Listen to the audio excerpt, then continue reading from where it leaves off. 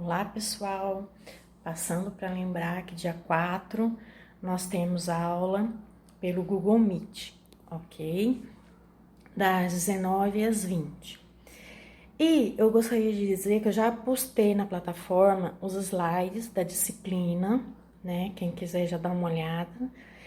E ainda mais, falar um pouquinho sobre a nossa aula 4 e dizer que a aula 4, ela vai trazer para a gente a questão do método científico. O que seria isso? É o conjunto de procedimentos, né, racionais, ou seja, pela razão, baseados em regras, toda pesquisa tem regra, por meio do qual a gente alcança uma verdade científica.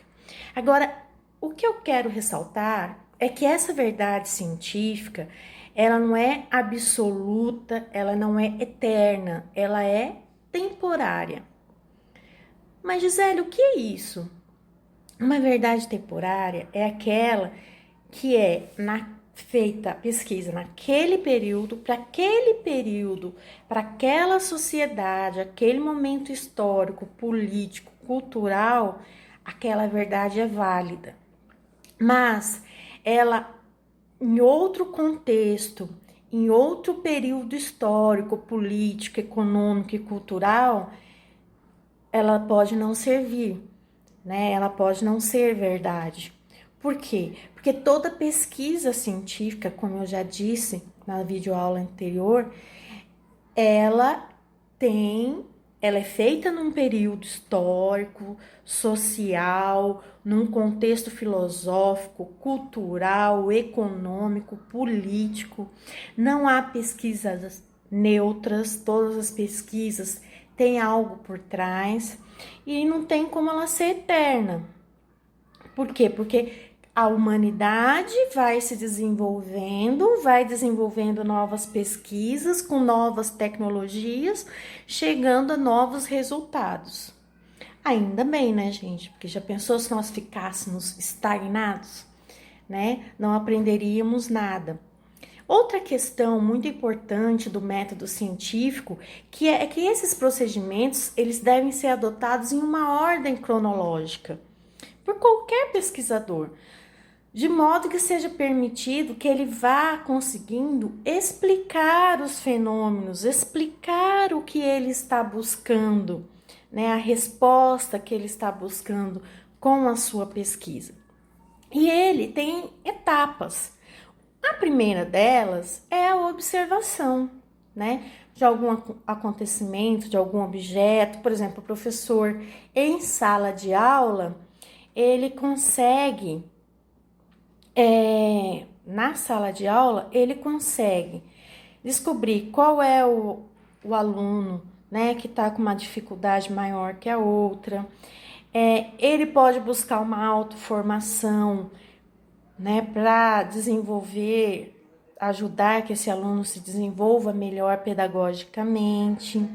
Ele tem desafios todos os dias dentro da escola, por exemplo, agora que é o período do coronavírus, todos os professores estão se reinventando novas práticas, estão se descobrindo, né?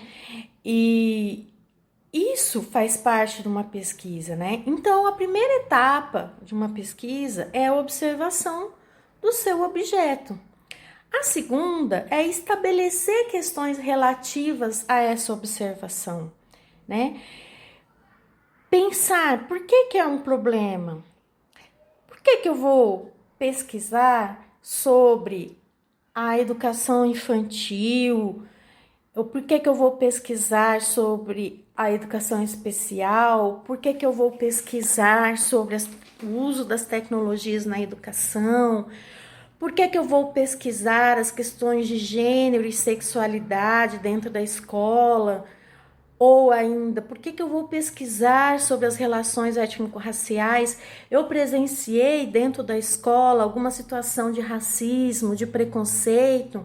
Eu tenho, por acaso, um aluno que está com muita dificuldade, é disléxico, ou eu tenho dentro da sala de aula, eu observei que os meus alunos fazem piadinhas, praticam o bullying, ou vou pesquisar como estão se sentindo os professores tendo que reinventar suas práticas no período do coronavírus, ou ainda vou pesquisar como os alunos estão se sentindo nesse período de isolamento, tendo que fazer as atividades, porque assim como o professor está se reinventando, os alunos também, né? Então essas são questões que podem ser pesquisadas, né? Como que é tratada a questão de gênero nos livros didáticos, nos livros paradidáticos,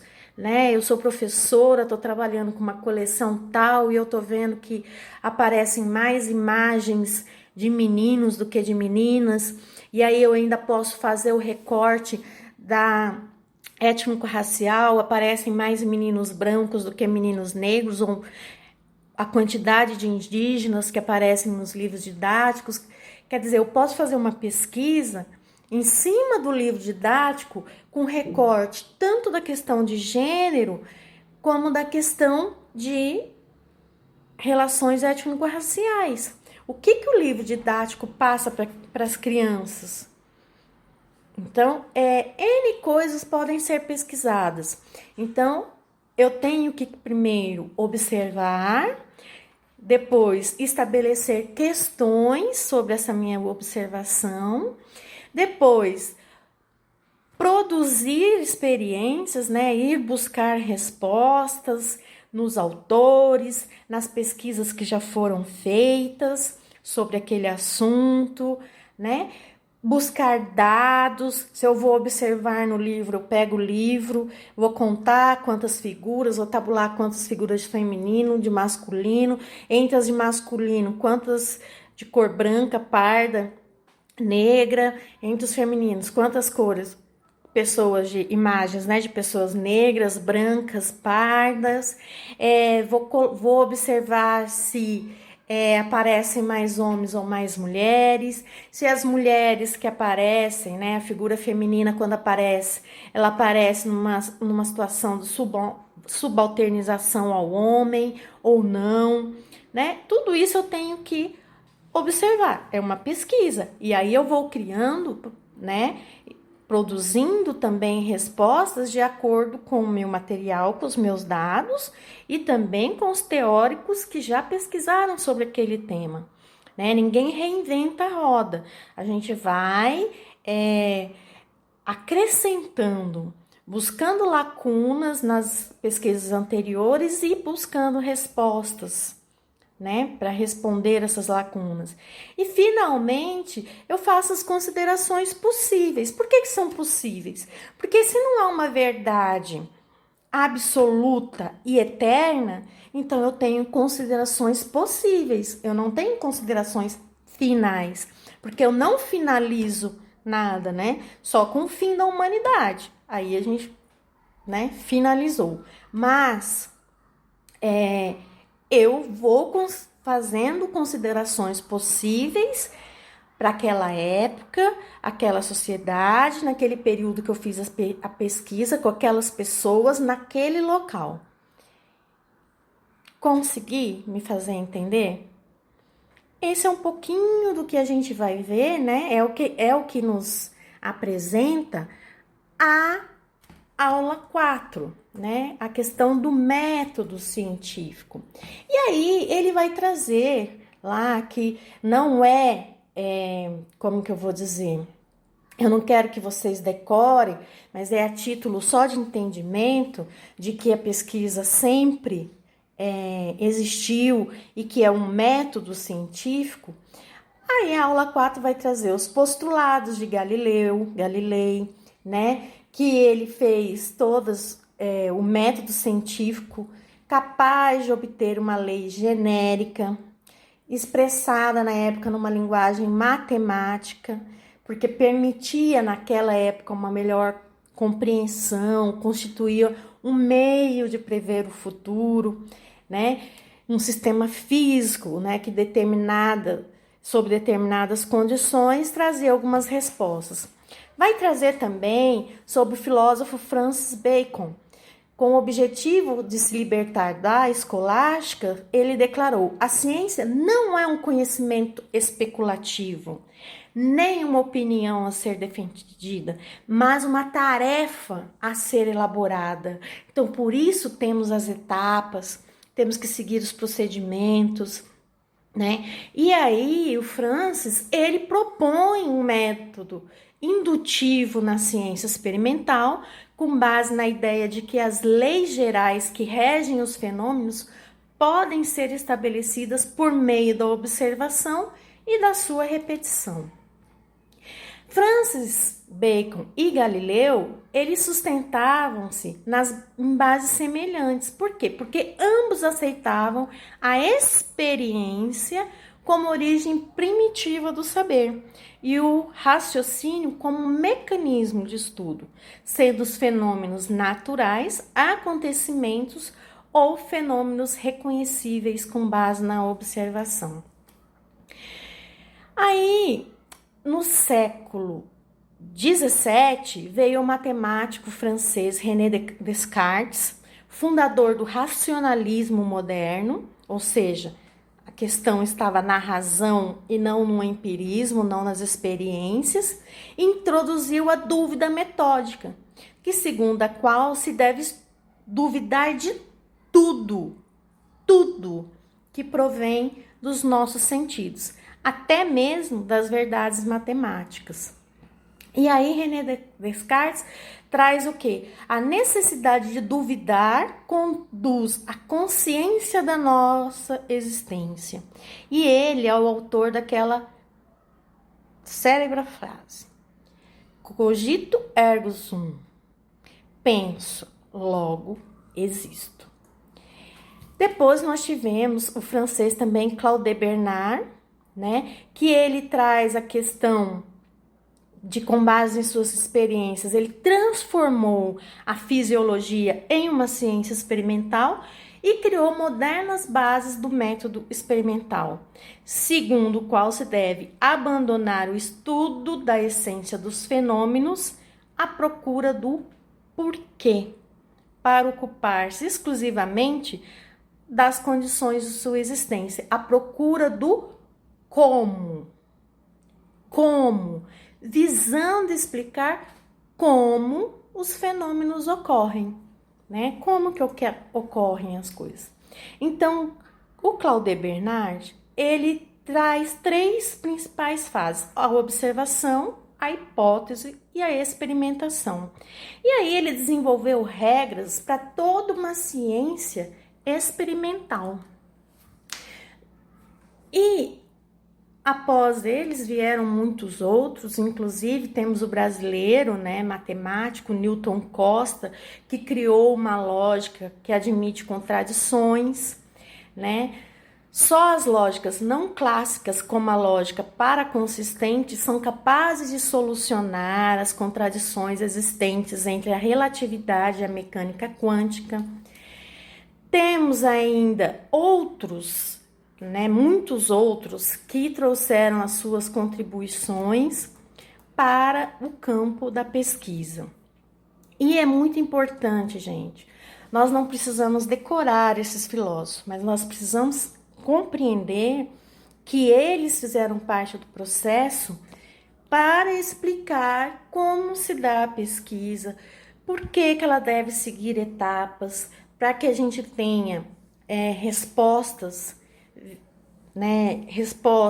para as nossas questões, para os problemas da humanidade hoje, né? E aí nós temos níveis de conhecimento.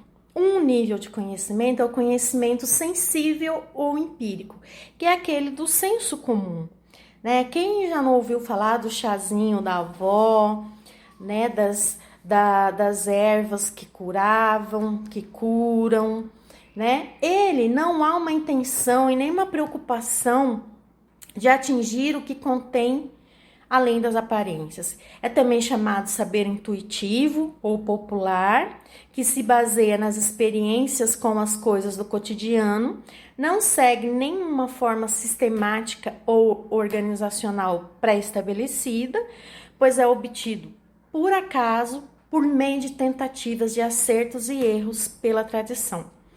É importante lembrarmos que, para Paulo Freire, não existe saber mais, saber menos. Existem diferentes saberes. Então, o saber popular, esse saber sensível, empírico, também tem importância, né? Ele também faz parte da evolução do homem. Quantos remédios já não foram descobertos com base nesses chás, né? Nessas medicações mais naturais do conhecimento popular que passa de pai para filho. Temos também o conhecimento filosófico. Vocês tiveram aula de filosofia geral, né? Que a filosofia é a ciência das primeiras causas e princípios, sendo destituída de objeto particular, mas assumindo o papel de orientador de cada ciência na solução dos problemas universais.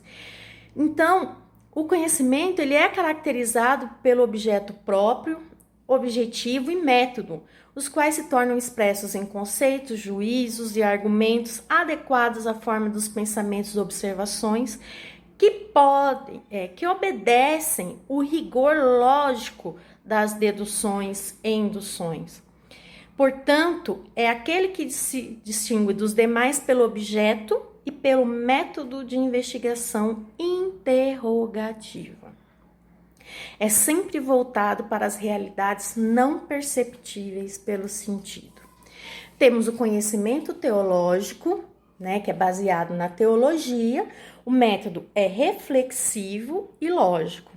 A fonte do conhecimento encontra-se nos livros sagrados, teológico, conhecimento teológico. Então, vem de livros sagrados, os quais necessariamente não precisam ser cristãos.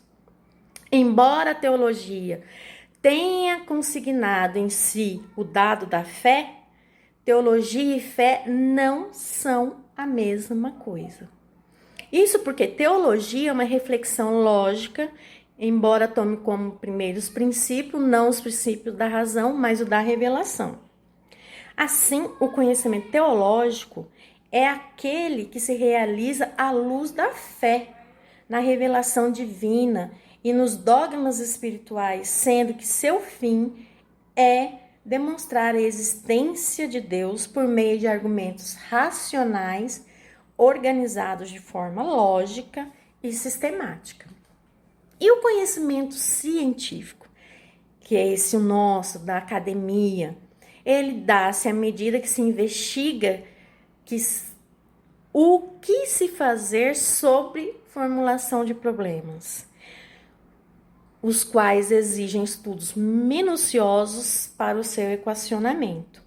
Então, utiliza-se, pois, o conhecimento científico para que, por meio da pesquisa, se constate variáveis, ou seja, a presença ou ausência de um determinado fenômeno inserido em uma dada realidade.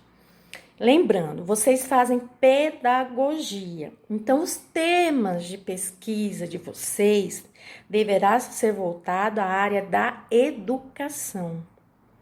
Quando chega lá na frente, um monte de gente vem com coisas que não é da pedagogia, que são de outras áreas. Mas lembre-se, vocês são pedagogos. O que vocês vão investigar? Coisas da área da educação. Não é da psicologia, não é da filosofia, é da pedagogia, da educação, ok?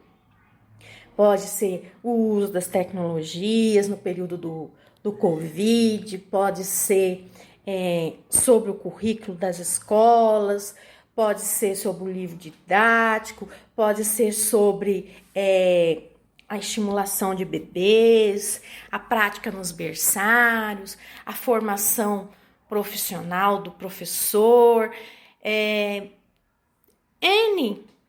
o brincar, a ludicidade, a importância do profissional da educação dentro de um hospital, da pedagogia hospitalar, ou ainda a formação do professor para atuar nas gráficas, nas editoras, nas brinquedotecas, pesquisar sobre a importância da brinquedoteca no processo de ensino-aprendizagem.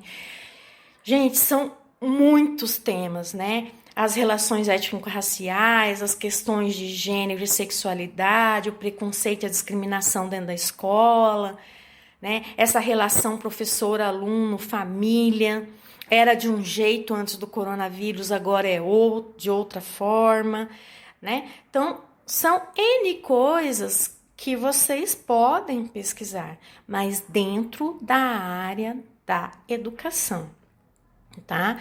Isso tem que ficar bem claro. Então, no conhecimento científico, é importante que a gente siga etapas da nossa pesquisa, né? Então, uma das dicas que eu vou dar para vocês é: pensem sobre um tema que vocês gostariam de pesquisar. Vai lá no Google acadêmico, coloca lá o tema que você está pensando em pesquisar. Abra um artigo e leia. Se você tiver prazer nessa leitura, você está no caminho certo. Se ao ler aquele texto, vamos supor, educação ambiental, você leu, você não gostou, você achou difícil, você não compreendeu, já mude o seu tema. Lembrem-se, vocês terão até o 6º semestre para escolher o tema de vocês. Então, dá para ir lendo muitas coisas e ver até achar aquela com a qual você se familiariza. A primeira coisa que tem que acontecer é que você goste de ler sobre o seu tema e que você o compreenda. Isso é muito importante. Só se considera conhecimento científico o estudo de suas causas pelo método científico, ou seja, a observação, a problematização, a interpretação dos dados para explicar os fatos pesquisados, os processos de raciocínio lógico, indutivo e dedutivo para descobrir os princípios que determinam as ocorrências dos fatos e o objeto da pesquisa. Então, o que conhecer? Por que conhecer? Com que conhecer? Em que local conhecer? Onde você vai fazer a sua pesquisa? Será uma pesquisa bibliográfica? Será uma pesquisa de campo? Você vai numa escola? Você vai entrevistar alguém? Você vai aplicar um questionário? Você vai fazer uma observação e registrar em diário de bordo?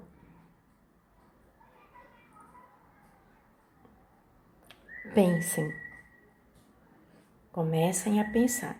No 6º semestre, vocês vão escrever o projeto de pesquisa de vocês. Lembrem da dica que eu dei.